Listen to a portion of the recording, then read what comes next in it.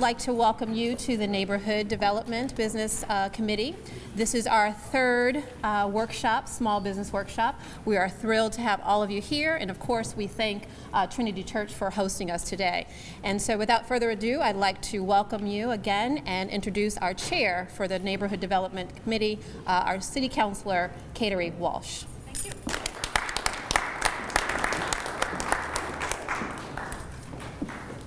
Thank you so much for joining us here tonight. This is an ad hoc City Council committee that was created by myself and City Council President Michael Fenton because we wanted to make sure we reached out to small businesses to help you with any issues you may have with the city, how to navigate some of the red tape in the city, what to avoid, what to do, what grants are out there, and to thank you for your business in Springfield and staying in the city of Springfield. So this is our third. We started out in Indian Orchard, we did one in North End, and now this in Forest Park I think is very successful. And I do want to thank Trinity Methodist Church for this wonderful room and a kitchen and refreshments. And tonight we have all the audio that we need that we didn't have at some of our others.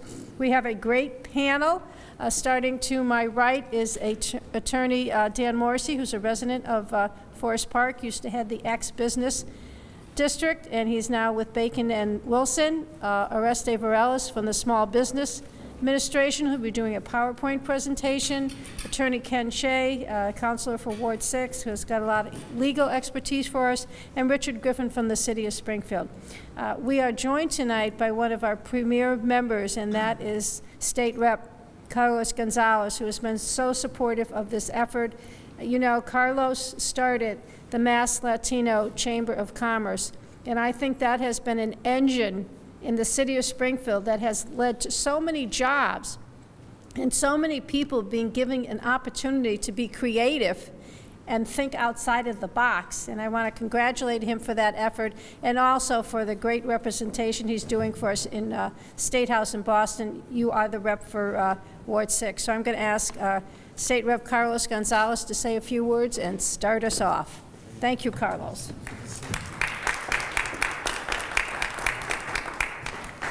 Muchas gracias, Kateri. Thank you very much. And it's a pleasure to be here. And what I think is an exciting time for the city of Springfield, because we see a lot of the micro business entrepreneurship thriving, growing, and developing here in the city of Springfield. You know that we have to first commend the City Council under the leadership of Michael Fenton, President Fenton, Ken Shea, and Kateri Walsh for taking this leadership role in introducing small business entrepreneurship workshops throughout the city of Springfield, because it's not Forest Park, it's not Indian Orchard, it's not the North End, it's one Springfield. And that's the solution, what's going to make America great, but more importantly, it's going to make Springfield continue to thrive and develop. I'm excited to say that I've partnered with many folks in this table here as part of my previous life in the Latino Chamber of Commerce to develop micro small businesses and teach them how to start and manage their own business. So it's a great time. Now, why is that important? Because 68% of all businesses in Massachusetts are micro small business owners. The Forest Park restaurant is the Benson's Bagel, it's the little Cafe Cristos, it's the little small mom and pop businesses like Miranda Auto Body, who's been around in Springfield for many years. And if you haven't been to Mill Street and your car gets into an accident, that's the place to go. I'm telling you, you know, not only he'll fix your car, you'll look good in it. I just saw it. That's a nice little marketing tool. But that's an exciting small business. And new businesses, like Hector de Jesus, who just came here from Puerto Rico a year ago and is starting his accounting business. And also Millie, who is here, who's a licensed professional teacher and has just finished her and graduated from the Business Started Managing Your Business training at the Latino Chamber, and soon will be starting the first How to Introduce Basic Spanish Speaking for the Business Professionals. Don't we all need a little bit of hola, ¿cómo está? It's so essential and important. And I'm excited to be here to help in making this panel or introduce this panel. But I think the key to this is that we have a lot of folks like Gennaro Danieli and all the other folks that have been instrumental, the team that has been making it happen by getting the information out. And we're doing this for Sarah. And who is Sarah? She goes to Sabbath, because that's the future of Springfield. And if we can develop the opportunities for them, this city will flourish. So thank you, Sarah, for being here with us. So without further ado, I just would like to first introduce, I think we're going to start with the SBA, Oresto Vilato. And he's been doing these seminars for many years. I'm going to, before you get started, I want to have you get a sense of who's in the audience. So I'd like you to introduce yourself, and if you are with a business, just say the business. I'll start with Jody. I am Jody Manning. I'm from Forest Park. I just started JM Homelight. It's a restaging, interior decorating, and organization business. And I'm looking to help people prepare their homes for the market, especially elderly who are downsizing and transitioning. Great idea. I hope I need you. Yes. If you could introduce yourself. Okay, my name is Maria Miranda, and I work for Miranda Robotics. Thank you. That's it. I'm Ricardo Miranda. I've been running the business for 22 years. And now I want to try it and be white. Well, thank you. It's going to be the next up to the Very nice. My name is Lorenzo Gaines, and I have a small video and film production company, Mostly Productions. We specialize in creating corporate videos that help brand and raise awareness about their product and message. Thank you. My name is Hector de Jesus. I will be here in Springfield for 1 year. I came from Puerto Rico. I started to work in an accounting and a lawyer also. Thank you. Ma'am? Want to give us your name? Yeah. Vita Coy, and I have a event planning business, events by veterans. Thank you. I'm just here with her. Oh, good. Well, we're happy you joined us. Sir? My name is Anthony Chabelle. I'm from the Mount Carmel Club, and we're trying to work with the community and stuff down in South Bend and try to make this Great. together. So. Thank you so much. Yes. Ma'am? Emilia Rivera, and Carlos already introduced my business. And Spanish teacher, and I work for the city also. Thank you. Good evening, everybody. My name is Victor Davila from Bike Transport. I'm from here, from Forest Park. Started a business 4 years ago. It's only 4 years this month, actually. And I'm here in Springfield. We do transportation for the elderly and the handicapped and medical appointments. Thank you. Ma'am? Yes, you. Yeah. I'm new in Springfield 8 years ago. So I don't even know my way all the way around. So that's making it okay. And it's the first time I saw this in the paper and I decided, well, I thought I'd visit. Well, thank you. Did I miss anybody? It's always nice, I think, to know your audience. So I will turn it over to Oreste. You can. He has some handouts too. Thank you. Appreciate it. Hold on. Oh. Wait a minute. Sorry about that. No, go ahead. You know, I have to introduce my committee because none of this would happen. I think I have one of the best volunteer committees in the city of Springfield, and I am joined today in the back by Gennaro Daniele, Dan Torres. Of course, you've met State Rep Carlos Gonzalez. Dan Morrissey is on my committee. Attorney Ken Shea is on my committee. Anaya is on my committee, and Ernesto Cruz, who is the Chief of Staff for State Rep Jose Tesado, is also on the committee. He had to go to another meeting, but it is a very hard-working committee. They flyered the neighborhood. They've been out getting people to attend, and I am blessed, and the city is blessed to have such volunteers, people that are so interested in improving the quality of life in the city of Springfield. So big cheer for my committee.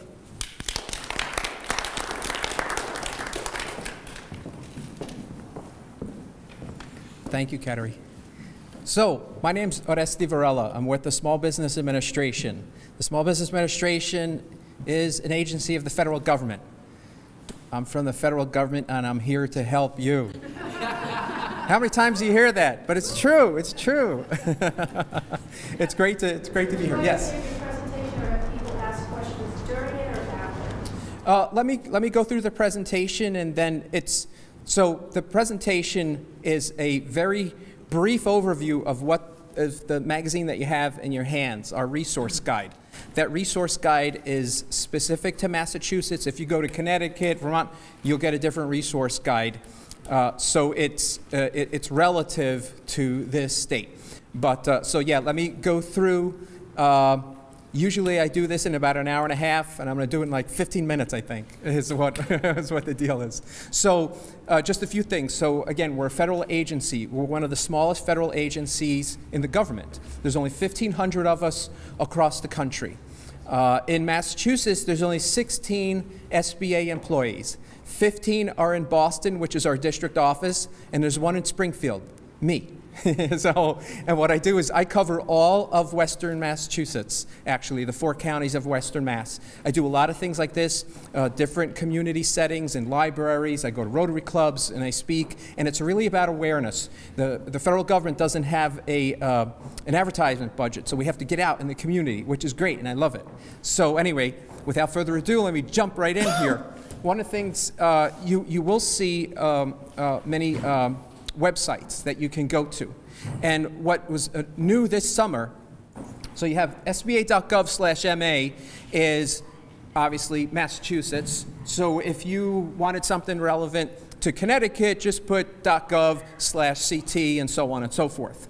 But what's new is if you see there sba.gov completely in Spanish. Completely in Spanish, just came out this summer. So that's fantastic. There's a huge Hispanic community in the country and growing, and we're trying to address that. So that's good news. Okay, I'm not going to read every slide. I'm going to go over some of the information. The history of SBA, it's wonderful, it's great, but what's important to know is that we were created to help people start small businesses. That's just in our name, and that's what we're here to do. That's what we do, and basically the next few slides, few minutes, I'll describe how we go about doing that. There it is. I'm from the government. I already said that. So, and there's the resource guide. Okay, the importance of small business. Massachusetts is a small state. When you think about it, geographically, very small. But look at those numbers up there. Over 600,000 small businesses. Most of those have 20 employees or less. And when you think about it, just think about Springfield. We know Springfield. How many big businesses are actually in Springfield? So you would think about, let's say, Smith & Wesson, Mass Mutual, and Bay State Health. Other than that, I'm probably missing some, but there's not a whole lot of. But when we look around town, right here, up here at the X, small business, small business, small business. So really, small business drives the economy here, and everywhere in the country, for that matter. And then you could see the other thing I wanted to point out, the SBA loan. So the SBA does not lend money. Everyone thinks we lend money. We don't lend money. We used to, years and years ago. The banks lend the money. We have a partnership with the banks. I'll talk about it in a little detail. It's very detailed, but I'll talk about it in a little detail. But, so these partnership we have with banks, the loans that we have, Massachusetts is #1 in loans of $150,000 or less. It's unheard of, unheard of. And the good news is, for Springfield, for really, again, my office is Western Mass, but most of the business happens in Springfield. So last year, we did, in terms of loans, it was 136 loans in Western Mass. Again, mostly Pioneer Valley, Greater Springfield. This year, 255 loans. That's a huge jump, huge, and it's a great indicator that the economy is good. It's great, actually. So that's really good news. And most of them are small loans. And one of the things, I haven't sent this over to Carlos yet, but the Hispanic loans, actually all minority loans are up across the board in Massachusetts, and by really big numbers in terms of percentages. So that's really great news. It's a great news story.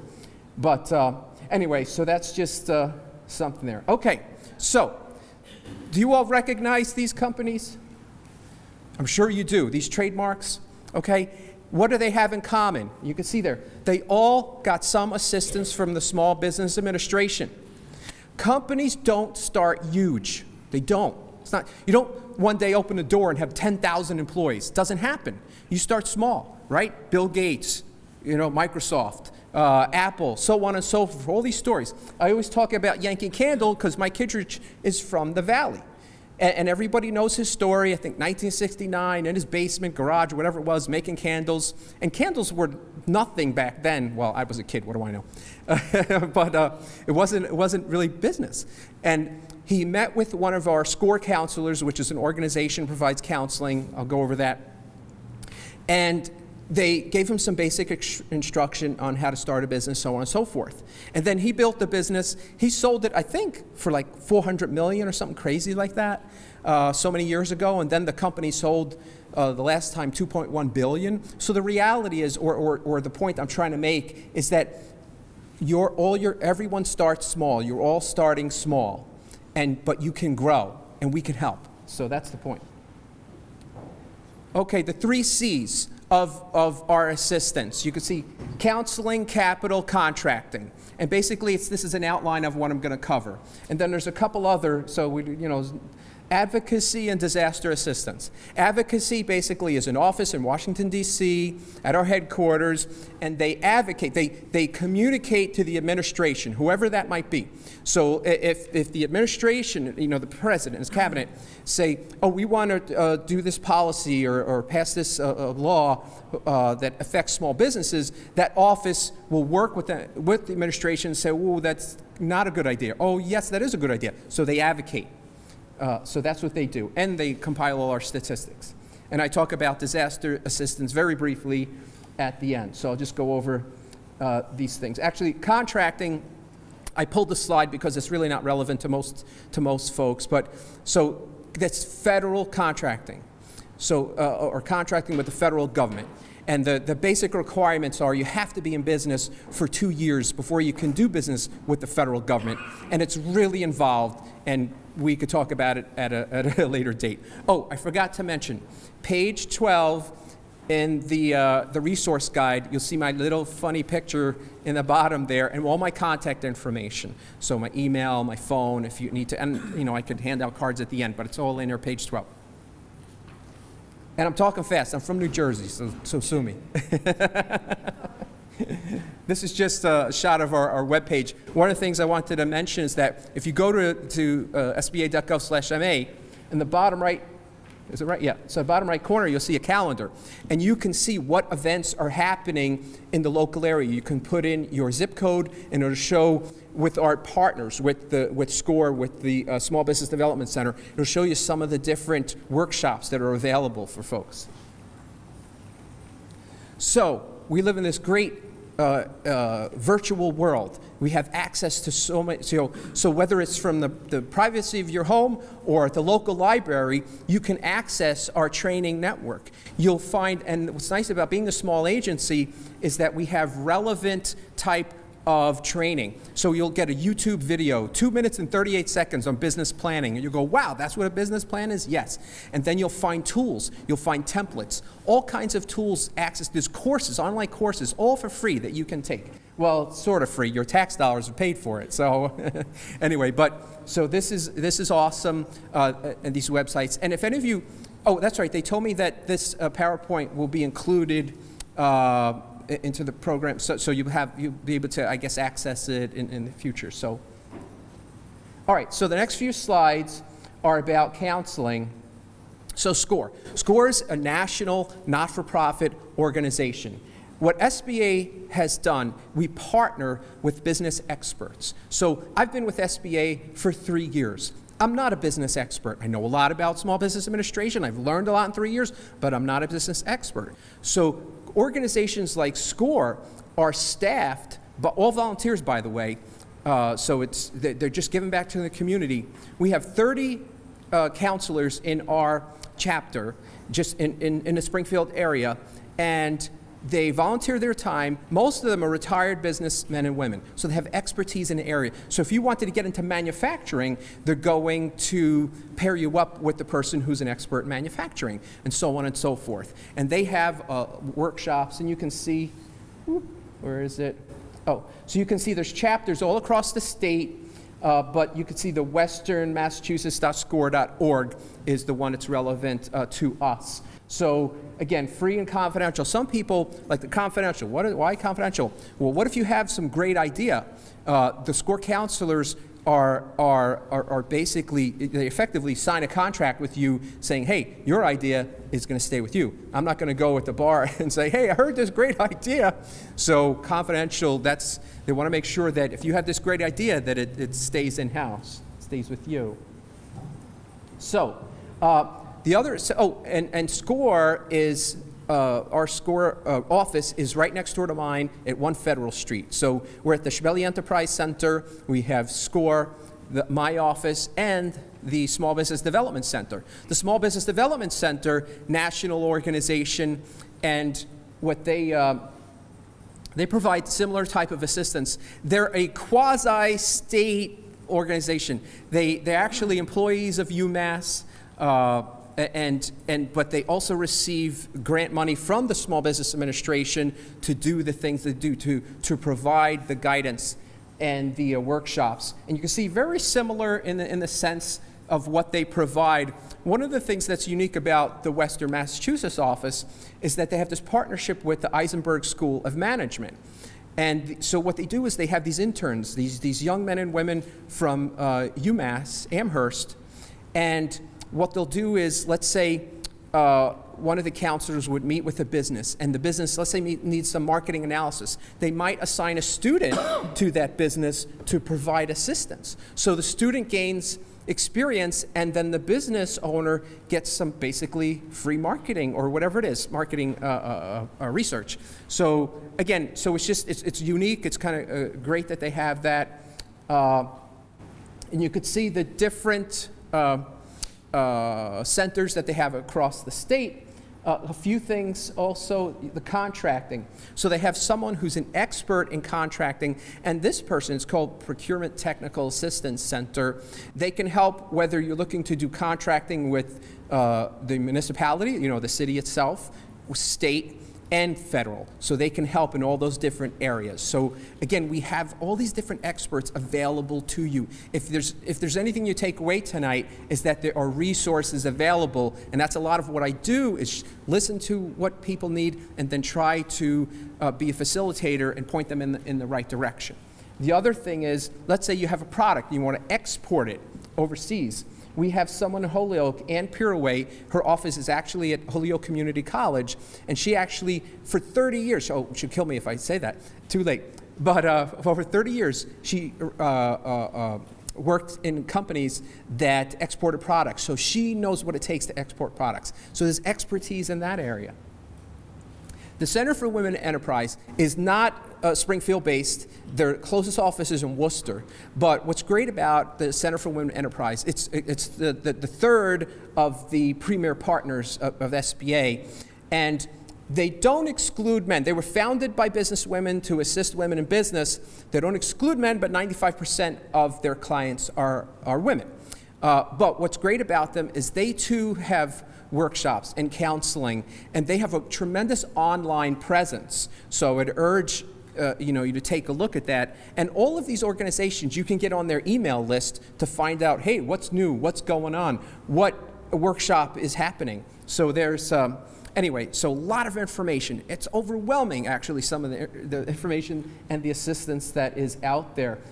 The other thing that the Women for Enterprise do is every year they have an entrepreneurial event. It's usually out towards Boston, and they have hundreds and hundreds of women come in from all of New England, and they have these high-power business women come from all over the country to be guest speakers. Now, I don't know where it is this year, I don't know what it is. It's usually around this time of year, October, November. But again, check out their website. It's great information.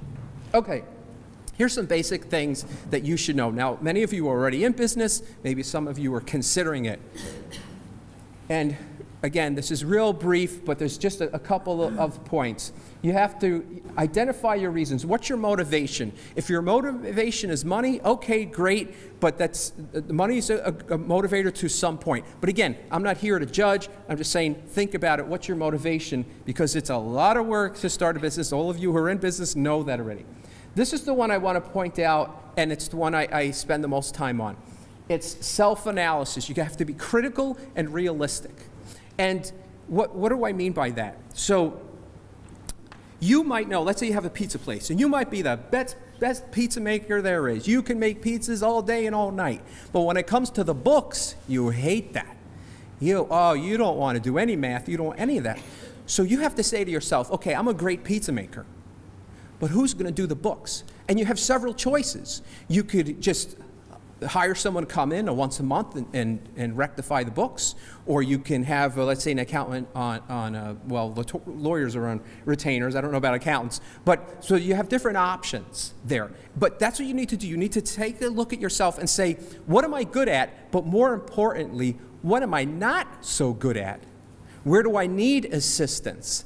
That's what a lot of people don't do that. They don't take that hard look at themselves. They think, I'm going to go run this business. Yeah, let's go. And they just do it. So that's what I urge people to do. Take a hard look at yourself. And if you don't have somebody on your team, get somebody on that team. Doesn't mean they have to be full-time. So that's the thing that I emphasize most. And you can see these other things, marketing analysis, you got to know competition. You know, if there's 50 pizza places and you have another pizza place, how are you going to, do business? How can you do business? So you have to think of those things. That's with finding a niche, so on and so forth. So, I know I'm going fast. Be prepared. That's, this is the first step. You're here, you're listening to these things, we're handing out some information. That's your first step in preparation. So that's what you want to do. You want to be as prepared as possible. Counseling, right there. We've already said it. It's free with SBA and our partners. Family and friends, you got to talk it over. It's a big commitment to have, it's going to be a lot of hours. The sun will rise and set on you if it's your business. So you have to be willing to make that commitment, and the family has to be willing to make that commitment too. A good business plan. Whoops. A good business plan is essential. A lot of people are like, why do I need a business plan for? I'm not looking for a loan, because you're putting it down on paper. You're saying, where am I today and where am I going to be in 3 years from now? So it's really a good exercise to do a business plan. We talked about those things already. So financing your business. I mentioned SBA doesn't loan the money. The banks loan the money. What we do is we provide a guarantee to the bank. And people look at me, why do you provide a guarantee to the bank? And here's why. Banks don't need SBA to do business. They do business all day, every day. They can do business loans. They don't need us, okay? But their criteria is going to be stringent. They have an obligation to their stakeholders, to their shareholders, that the bank stays solvent, that they make good loans. So they might say, now this is fictitious, but they might say, you've got to have a 700 credit rating or above, or you're not getting the loan. Now they do draw a line in the sand, I just don't know where it is. But, so the banks can do loans. Now, without us. But with us, okay, so if someone doesn't, let's say has the 650 as opposed to a 700, and they say, well, we're a little nervous, but if we go with SBA, SBA will provide a guarantee. And what that means is, here's a quick example. Let's say you need $100,000 to open the pizza place across the street.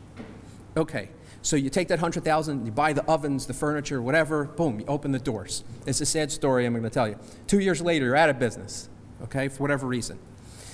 So the bank says, hey, remember that $100,000 you owed us?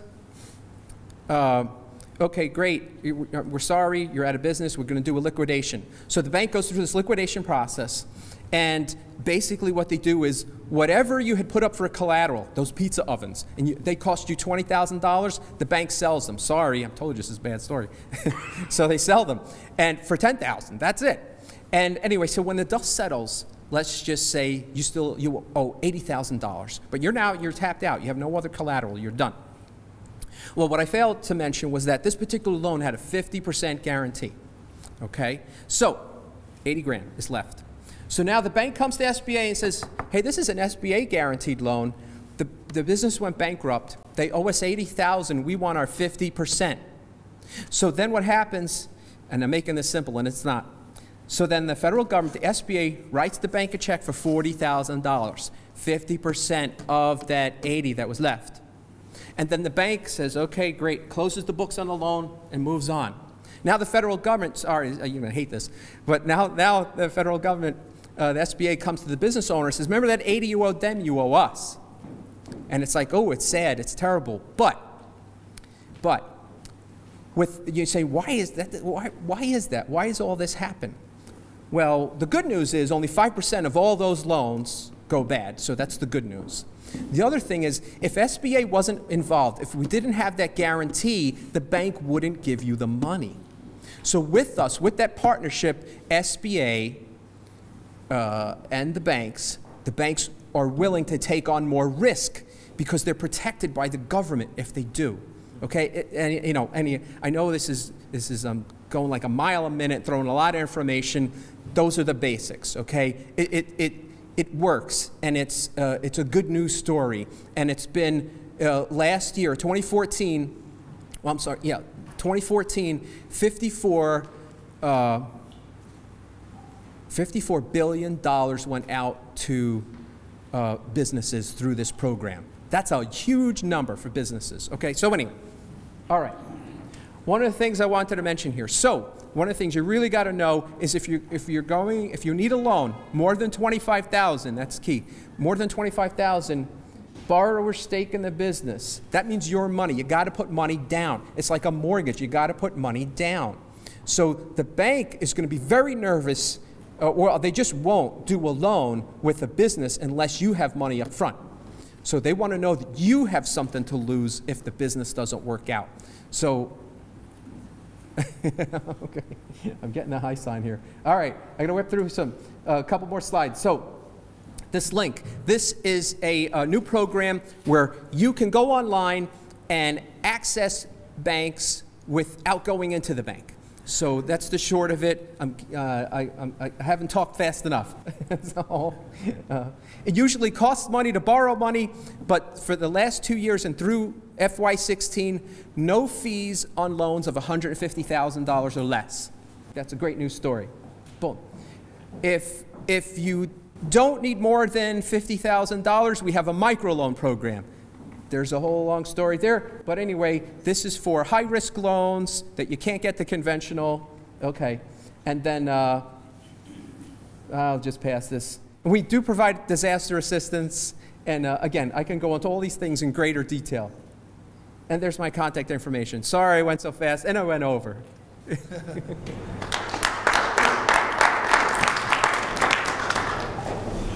next is Richard Griffin from the City of Springfield.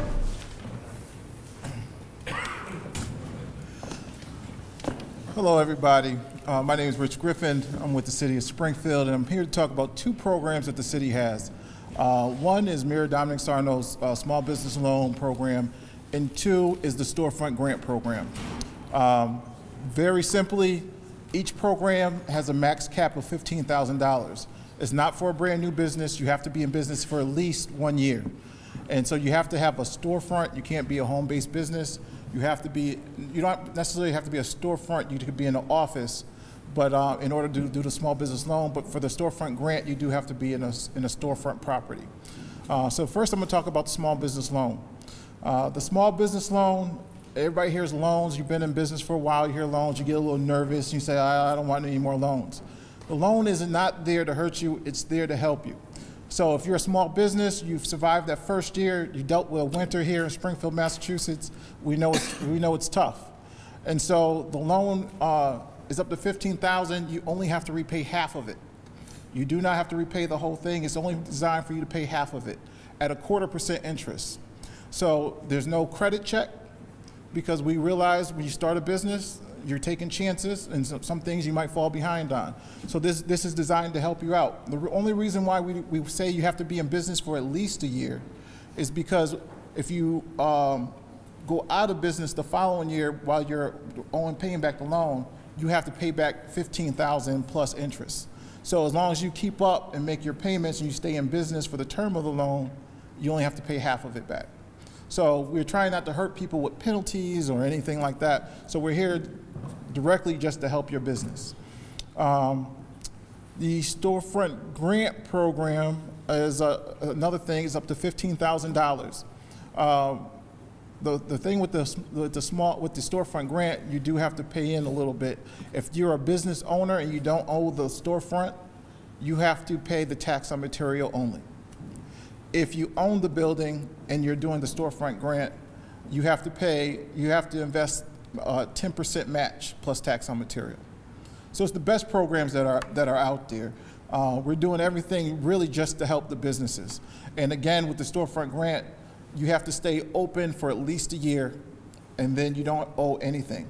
If you go out of business within the year, then you're supposed to pay back the $15,000. So that's why, again, we make sure you've been in business for at least a year. We know what you're doing.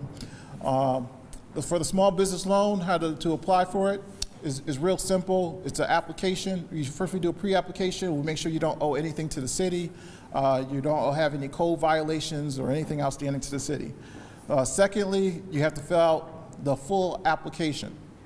After we get the full application with the small business loan, then we get a business plan, because we want to make sure you know what you're doing and what you're talking about, and that you're just set up. So we do look at your financials, but there's no credit check. So we look at what you filed for taxes for the last 3 years, but if you only have a year worth of taxes, we'll take that. So we want to make sure that you are able to pay the loan back. Then after that, it goes to review committee. A review committee consists of 2 individuals from the city, 1 person from a bank, and 1 person who's a business owner from downtown. And so we review it. Sometimes there might be additional questions, or they might give you advice saying, you might want to do this, you might want to do that. And then if everything checks out, we do a contract, and then you get a check. With the storefront grant, again, first I come out with a consultant. It's usually with the person who's the principal planner for the city. He'll give advice on how to keep all your storefront improvements within $15,000. It's $15,000 per storefront. So he'll tell you how to keep all your improvements and give you some nice ideas, design ideas. And then full contract, then when we fill out the full application, then when you get your 2 quotes, you have to get 2 prevailing wage quotes from contractors. And then after that, it's we go to a contract, and then you get a check, and you can go ahead and pay the contractors to begin the work. Anybody have any questions? With the small loan, what are the deadlines and what are the parameters for use? Can it be used for capital equipment? Yeah, so basically you could use it for working capital. You can't use it to pay yourself, because we do ask for the receipts. So first of all, not to get people in trouble, what we do is we give you part of the money first. So we'll give you $10,000 first. And as you pay from your checking account, or however you're paying different things off, or whatever it may be, you submit receipts. And as that adds up to that $10,000, then I submit it again, and then you get a check for your $5,000. But it's basically, you can use it for almost anything. Any deadlines? There's no deadlines. So we are assigned, this is all HUD money, so we're assigned a certain amount of money. So when that money runs out, it's gone. And that's it. And right now, our small business loan is on hold until January 2015. And then you mentioned 2016. Sorry. You have to create a job also, or is that no? You don't have to create a job. It can be a job retained. So the whole thing is based on job retention or job creation. So you can say, if you're the business owner, this money is helping me retain my job because I can improve business this way or that way.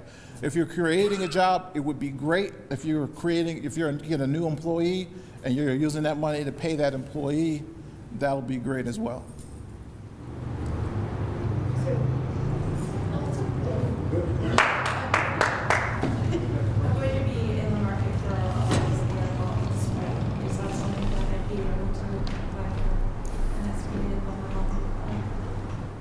I don't know about SBA loan. Oh, I'm sorry.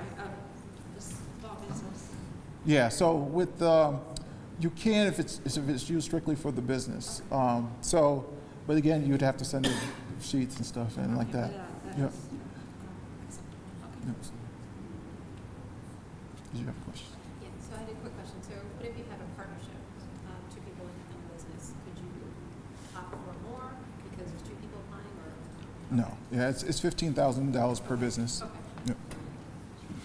Now, if you owned a building and you had several storefronts, you can apply for more because it's $15,000 per storefront. Okay, so if I had more businesses, I could apply. Right. Okay. Anybody else? Is there a preference if you were a Springfield business and a Springfield resident? You just have to be a Springfield-based business. Do we have contact information? Yeah, I have cards. Also in the back, I have flyers and more contact information back there. Richard, what are some of the mistakes that people make that some of our audience starting a business or going into a business, what mistakes should they avoid? I think Yes, so. about paperwork and when to sign, what it means is important. Yeah, so some of the business owners sometimes are too busy. Everybody likes to think that they're too busy to do their paperwork or to do everything else. I meet with just about 98% of all the business owners and help them fill out the paperwork. A lot of times if they have an assistant, they'll have their assistant say, make sure this stuff is filled out. Your assistant is an employee, so they're gonna fill it out, but they're not gonna make sure all their I's are dotted and their T's are crossed. So it's best that you meet with me as the business owner and I can walk you through all the steps. Some people have filled out the paperwork and before we've gotten the contract and they have incomplete paperwork, they started doing the work, and then we can't do anything once you start the work. And it clearly states it on the application that you can't, nothing is to start until you have a fully executed contract, signed and executed contract. So some of the mistakes are like that. Also, some of the other mistakes that people make, they're in a rush, they try to lie and say, I've been in business for a year, and they get the paperwork. We start asking questions, and then, it pops out that they've been lying. And so we do a lot of. Expect that for an answer. Yeah, I mean, it's one of the best programs that are out there, and it's almost free money for any program. If you've been in business and somebody's said, hey, I'll give you 15, you only got to pay back half, you jump at it. At 0.25% interest, and we're not doing any credit check or anything like that. So it's a great program. Anybody else? Thank you. Thanks. Well, besides having a great committee, we have a great panel with so much information that I hope is pertinent for you guys tonight. And of course, you can't really do anything without an attorney, isn't that right, Dan? So that's why we have Attorney Dan Morrissey here from Bacon and Wilson, who can give his presentation. He's bilingual, so if anybody needs a translation, and Attorney Ken Shea, who serves on the Springfield City Council with me, is going to also conduct a question and answer after Dan Morrissey speaks.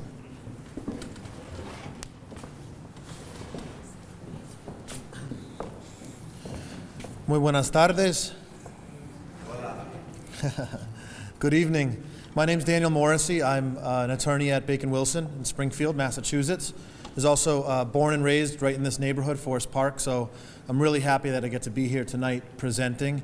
We've given a couple other presentations in the North End and in Indian Orchard and had great people were involved. It's always nice to be home in Forest Park also, though, and see some familiar faces. And I'm actually really excited because we have a decent amount of business owners here tonight from really, I think, a diverse background in terms of what you do for your business. So like I said, we'll probably be able to answer some questions after. I'm just going to go through a couple of things.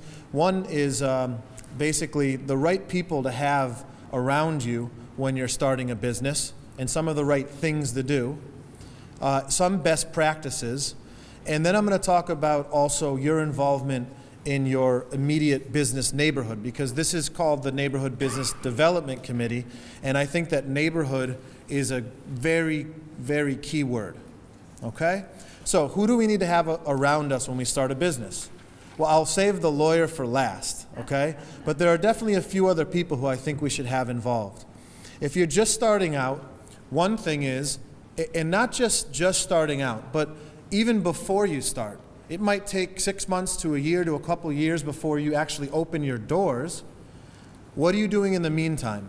And this really is about relationships. So I would say build a relationship with at least 1 or 2 lenders or banks. Meet a loan officer at a local bank, or meet someone at the SBA. Make sure that Richard Griffin remembers your face. So if you're going to be going in for a grant a year or 2 from now, go see him now. Get to know him. Ask him to have a cup of coffee or tea. I don't know. Whatever. They got caffeine on it. If it's in the morning, right, it'll work. Make sure that you start reaching out to people now.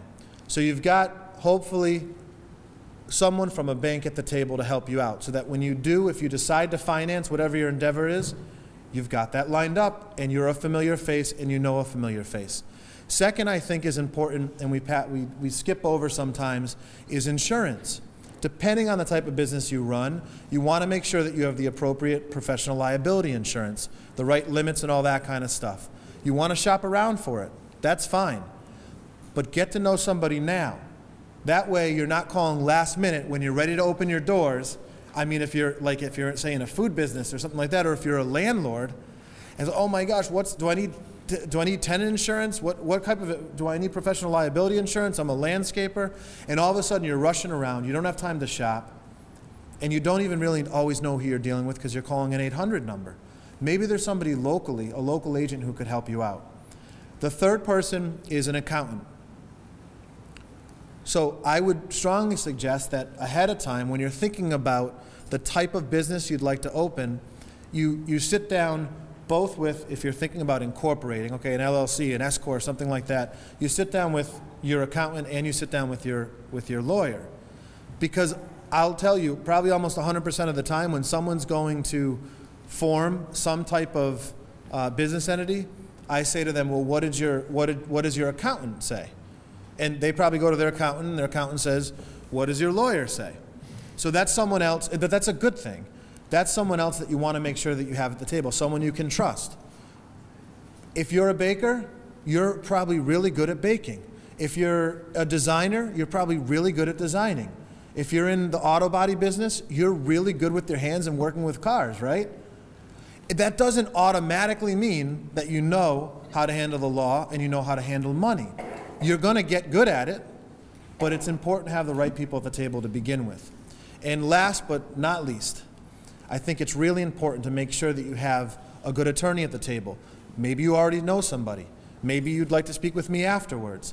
Maybe there's, through the SBA or through SCORE, or through the city, they might be able to give you someone, or Western New England University has a legal services business law clinic.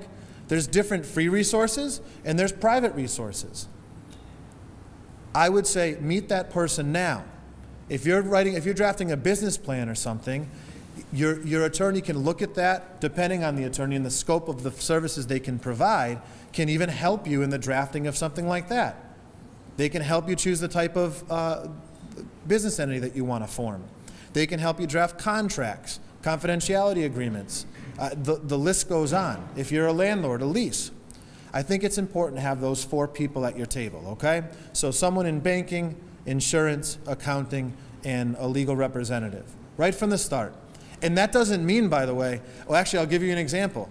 Right in the back, I have surveys. My point is, it doesn't mean you have to scratch up money right away for any of those people. A cup of coffee is just a couple bucks, and I'll be happy to have one with you. Maybe I'll even treat you to the cup of coffee. But like right back there, I have surveys for how it went tonight, if you're interested in sitting with me for what? For a free half-hour consultation for your business. I mean, a half hour, you can cover a lot. You need to take advantage of those resources. The next thing I'd move on to is resources to make sure that you're taking advantage of all the resources that are out there, that the city provides, that the SBA provides. There's the Schiavelli Center. The list goes on. Make sure you got a list of them and blow up their phone, get on their list, go to their events, go to their trainings, and really absorb as much as you can. Mass Latino Chamber of Commerce, perfect example. We just did a training through them. They do a couple cycles of that each year. I think there were like 30 business owners who went through that training. It was a multifaceted training. Access all those resources. The next thing is some of the best practices. I would just say when you're applying for some of the, I think actually Richard already sort of addressed some of these issues, but when you're applying for a grant, say through the city, whether it's the storefront or something like that, you want to make sure that you either have someone who's qualified to help you go through that paperwork, or that you're really taking a time out. Like we said before, it's basically free money, so you don't want to. People think, oh, it's just free money. If I mess that up, no big deal. I got nothing to lose, right? Well, no. I mean, you got $7,500, half of the loan to pay back, sitting right there on your doorstep. I mean, who's not going to take advantage of that and take your time doing it? There can be mistakes that are made. I also think that your first year in business, from what we're being told by both of these groups, is a really important year, because if you don't complete that year, you might not get the assistance that you're expecting. And if you don't do it and document it, you're also, whatever you apply for might fall through. So make your first year count. The next thing that I would say is, I think that it's really important, and this comes more from my involvement for a few years with the businesses in Forest Park. We have a great business community here in Forest Park. Something I would strongly suggest is a lot of, like, for instance, in Forest Park or the North End, you're a business owner with a storefront, and there's 4 or 5 other storefronts around you. Do you know your neighbors? Do you know your landlord? Why does that make sense? Well, I own a bakery, and there's an insurance guy next to me. Why do we need to know each other? Well, I don't have to tell you 1,000 reasons why you should know each other, but I'll tell you one. When you go to apply for a grant, it's and I don't speak on behalf of the city, I don't work for the city, but I would imagine that, and based on the projects that I've seen in the city, it's nice to see an entire block done, and I'm sure Richard could probably, talk about that also. So what do? Walk out your front door, go to the left or the right, talk to your neighbors. Hey, I got this old sign, or I just moved in, I want to change things up. Just break the ice. What do you think about doing that? And maybe you'll know enough about the grant to sort of break the ice about it. If not, you bring everybody to the city, or how much easier is it for a rep from the Springfield, from the city, to go and talk to 4 or 5 businesses and kill all those birds with one stone than to have to go and knock on all those individual doors? Then you get your landlord involved. What commercial landlord is not going to be happy about 4 or 5 or 10 tenants who all want to boost the aesthetic value of his building or her building? It makes sense. You got to get to know your neighbors. It's also important to refer business to each other and everything. I mean, there's a lot of reasons why you should do that. Lastly, I'd just say I'm thankful to be here again.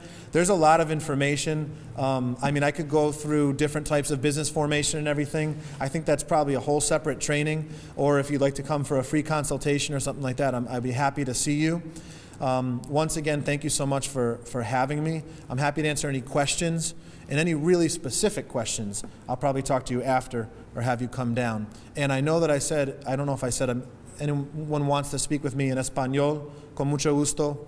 O sea, podemos hacer la consulta o hablar después de esta presentación en español también. Okay? Muchas gracias. Thank you very much.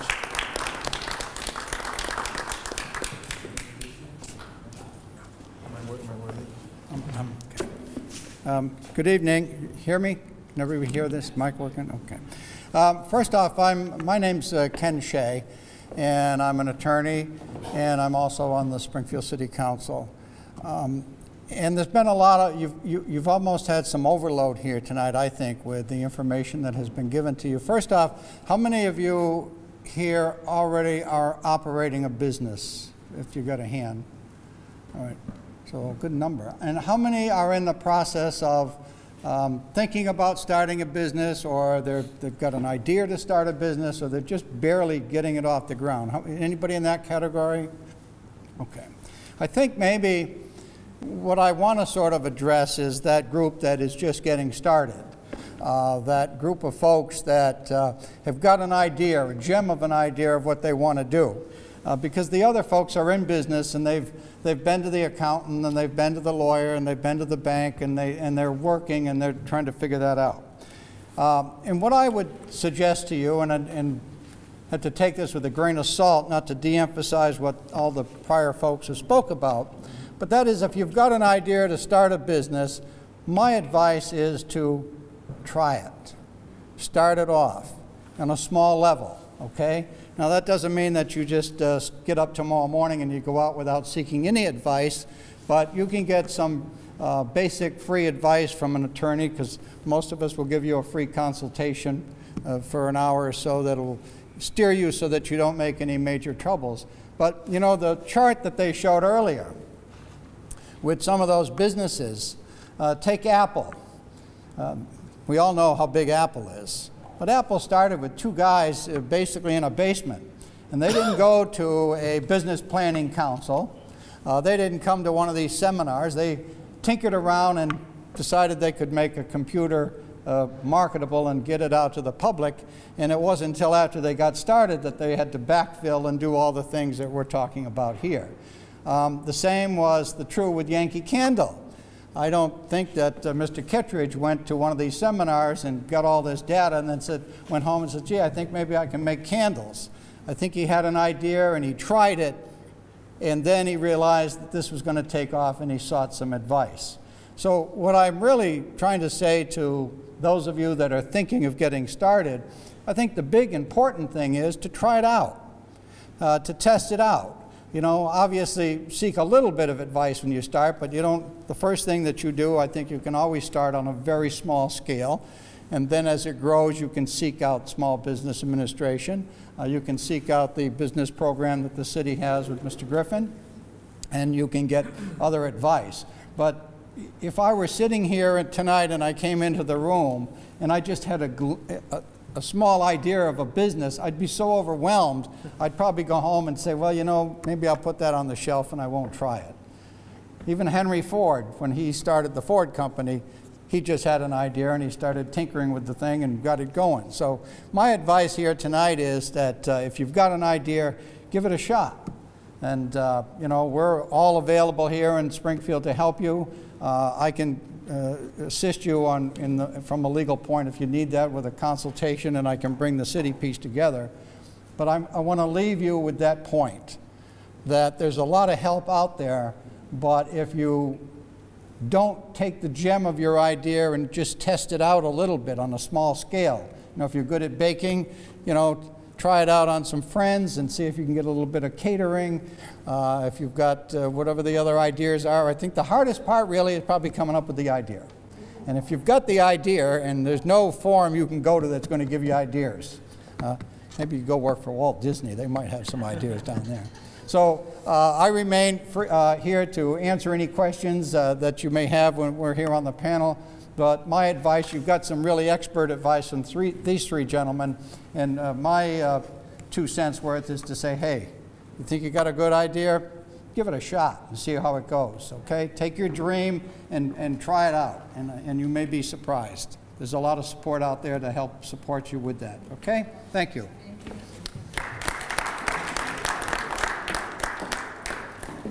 Well, I want to thank everybody for joining us here tonight. I think you can see that we're very fortunate that we live in Springfield, where we have so much expertise that's available to you to help you, because we all want to see you be successful. What I'm going to suggest is that you might want to meet individually with our panel, and I want to give them a round of applause. Richard Griffin from the City of Springfield, Dan Morrissey, Bacon and Wilson, Oreste Varela, Small Business Association. Please go and visit him at STIC, and Attorney Ken Shea. Ken also deals in real estate. But we want to help you, and it would help us if you have any suggestions for us. We have a sign-in sheet. We're going to pass it around. But if you can think of some topics that we haven't covered tonight that might be interesting for our next seminar, which we will probably do in 2016, let us know. But we appreciate all of you being here tonight, and I appreciate the panel and my committee, and thank you all very much for being here tonight.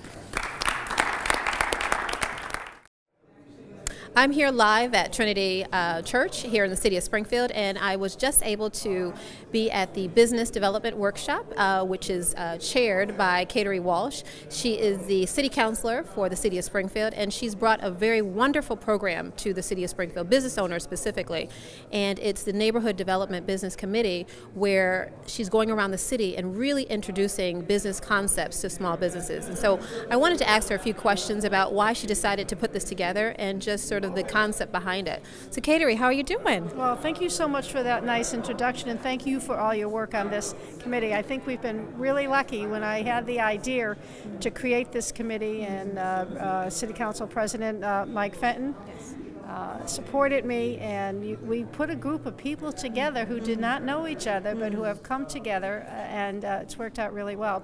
But, you know, there's been so much buzz about MGM that I was concerned that our small businesses might feel overwhelmed or unappreciated, so I wanted to create a committee that would go out into the different neighborhoods in the city.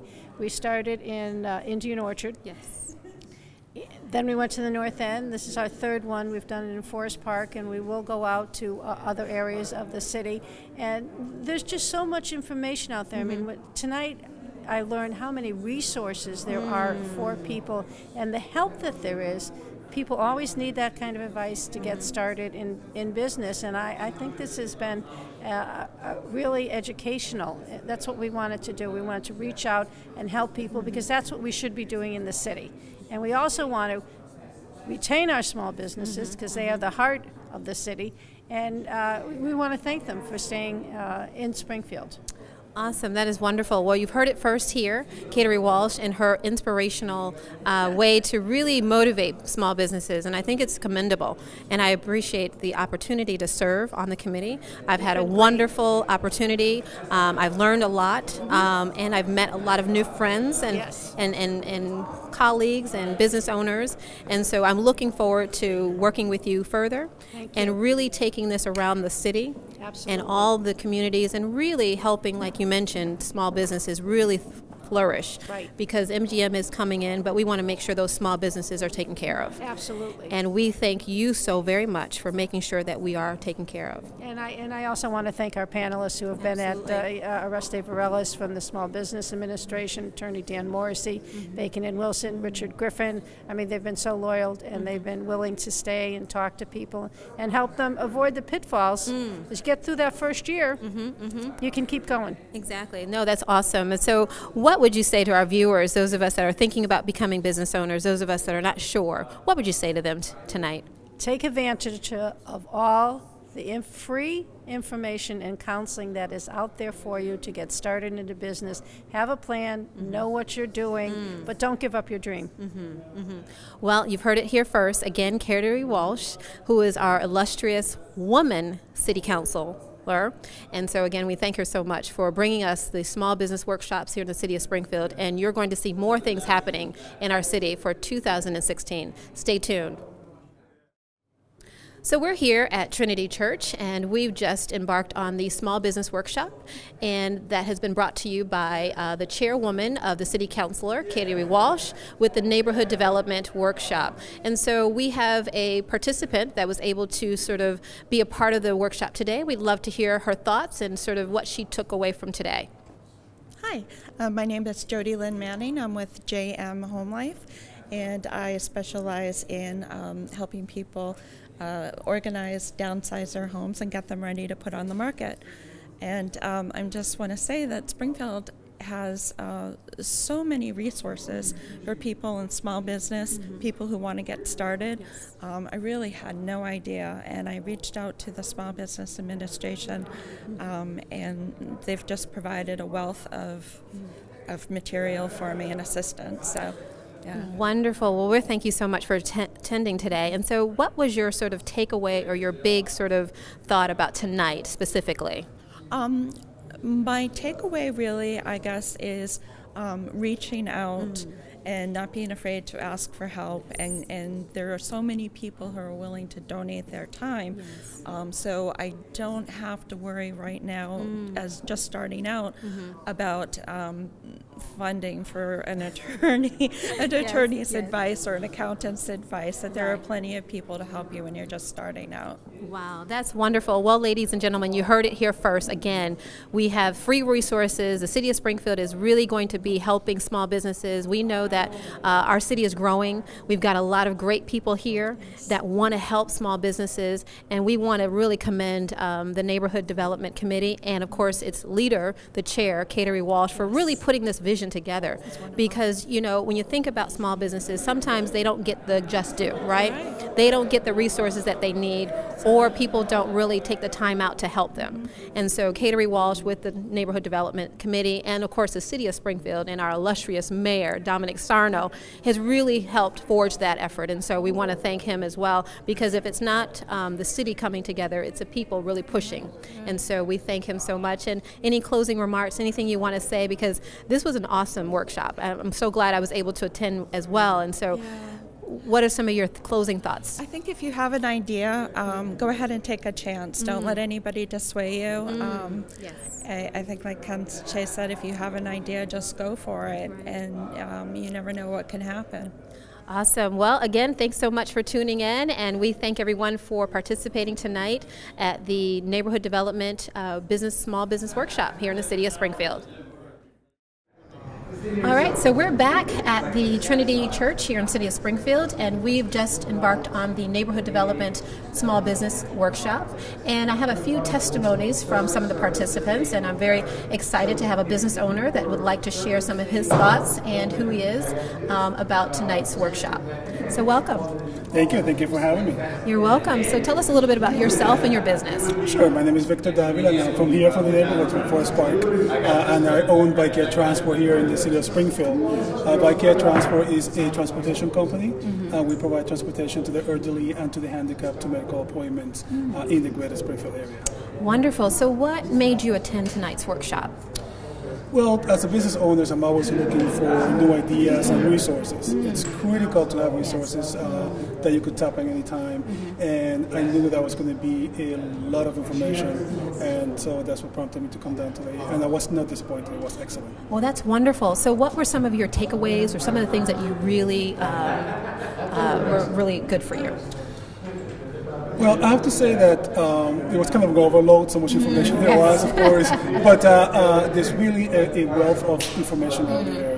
Particularly the City of Springfield has a program, a loan program, which is fantastic. It's actually almost free money, which is really good.